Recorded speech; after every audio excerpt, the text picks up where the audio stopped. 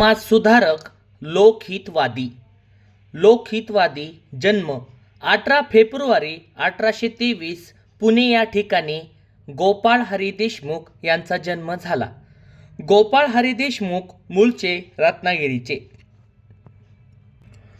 गोपाळ हरी देशमुख ते धर्मप्रबोधनाच्या क्षेत्रातील अग्रणी म्हणून ते ओळखले जातात.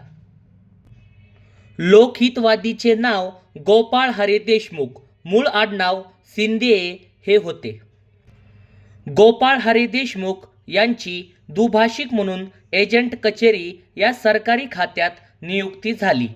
गोपाळ हरी देशमुख त्यांना सरकारने राव बहादूर ही पदवी 1877 लिटनद्वारा बहाल केली. गोपाळ हरी देशमुख यांचे शिक्षण. गोपाळ हरी देशमुख यांचे शिक्षण मराठी शाळेत पुणे इथे झाले. गोपाळ हरी देशमुख यांनी 1844 ट्रान्सलेटर म्हणून नोकरी सुरू केली, दक्षिणेतील सरदारांच्या एजंटकडे. गोपाळ हरी देशमुख यांनी 1846 मध्ये ते मुन्सिपची परीक्षा पास झाले. गोपाळ हरी देशमुख त्यांची 1855 सहाय्यक इनाम कमिशनर म्हणून त्यांची नियुक्ती झाली. गोपाळ हरी देशमुख हे 1878 मुंबई विद्यापीठाचे फेलो होते. भाऊ महाजन यांच्या प्रभाकरमध्ये गोपाळ हरी देशमुखांनी हिंदू समाजाला उद्देशून जे लेखन केले त्यालाच शतपत्रे असे म्हणतात. प्रभाकर साप्ताहिकात 108 पत्रे प्रसिद्ध केली त्यालाच शतपत्रे म्हणतात. यातील 10व्या पत्रात त्यांनी विधवेच्या दुःखाला वाचा फोडली.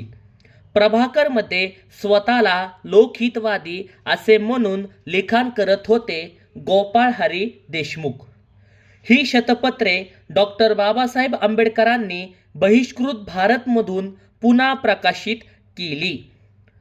गोपाळ हरी देशमुख यांचे ग्रंथ. गोपाळ हरी देशमुख यांचा ग्रंथ लक्ष्मी ज्ञान.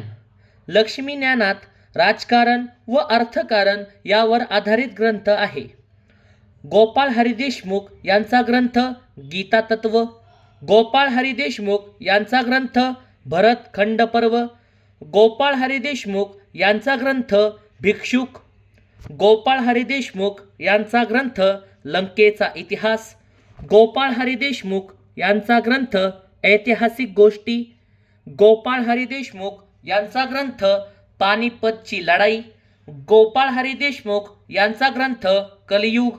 गोपाळ हरी देशमुख यांचा ग्रंथ जातिभेद. गोपाळ हरी देशमुख यांनी विविध विषयांवर सुमारे 36 ग्रंथांची रचना केली. गोपाळ हरी देशमुख यांचा ग्रंथ गुजरात देशाचा इतिहास. गोपाळ हरी देशमुख यांचा ग्रंथ आगाम प्रकाश. गोपाळ हरी देशमुख यांचा ग्रंथ निगम प्रकाश. गोपाळ हरी देशमुख यांचा ग्रंथ यंत्रज्ञान. गोपाळ हरी देशमुख यांचा ग्रंथ स्थानिक स्वराज्य व्यवस्था. गोपाळ हरी देशमुख यांचा ग्रंथ विचार लहरी विद्या लहरी. हा ग्रंथ गोपाळ हरी देशमुखांचे आहेत. एक म्हणजे विचार लहरी, दुसरे म्हणजे विद्या लहरी. हे गोपाळ हरी देशमुखांचे ग्रंथ आहेत. मुंबई उच्च न्यायालयाद्वारे हिंदू धर्मशास्त्र व त्याचा सार याची जबाबदारी गोपाळ हरी देशमुखांवर सोपवली गेली. गोपाळ हरी देशमुख यांनी हितेच्छू नावाचे साप्ताहिक गुजराती व इंग्रजी भाषेत सुरू केले. गोपाळ हरी देशमुख खालील 3 संस्थानाचे ते अध्यक्ष होते. गोपाळ हरी देशमुख हे पहिले अध्यक्ष आर्य समाजाचे मुंबई येथील होते. गोपाळ हरी देशमुख दुसरे संस्थानाचे अध्यक्ष गुजराती बुद्धिवर्धक सभा. गोपाळ हरी देशमुख तिसरे संस्थानाचे अध्यक्ष theosophical society of Bombay. Gopal Hari Deshmukh यांनी पृथ्वीराज चव्हाण, स्वामी दयानंद सरस्वती यांचे चरित्र लिहिले. गोपाळ हरी देशमुख उर्फ लोकहितवादी हे वाचनालय चळवळीचे किंवा ग्रंथालय चळवळीचे जनक होते.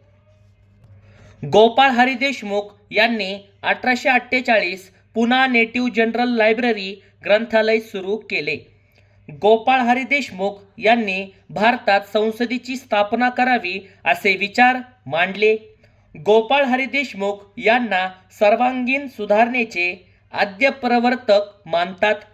गोपाळ हरी देशमुख हे पंढरपूर येथील अनाथ बालकाश्रम स्थापनेत सहभागी होते. गोपाळ हरी देशमुख यांनी बालविवाह, हुंडा, बहुपत्नीत्व, उच्चवर्णीयांच्या श्रेष्ठत्वाचा त्याग केला. गोपाळ हरी देशमुख यांनी स्त्रियांच्या समानतेचे विचार मांडले. गोपाळ हरी देशमुख यांनी जगन्नाथ शंकर शेठ यांच्या मदतीने 1852 मध्ये बॉम्बे असोसिएशन ही संघटना भारतातील राजकीय स्वरूपाची पहिली संघटना स्थापन केली. गोपाळ हरी देशमुख यांनी पार्लमेंटरी फायनान्स कमिटीपुढे इंग्लंडमध्ये साक्ष देण्यासाठीचे आमंत्रण नाकारले. गोपाळ हरी देशमुख हे ग्रामीण दारिद्र्याचा दोष ब्रिटिश सरकारला देणारा ग्रामरचना हा ग्रंथ गोपाळ हरी देशमुख यांनी लिहिला. गोपाळ हरी देशमुख यांनी 1882 साली लोकहितवादी हे मासिक काढले.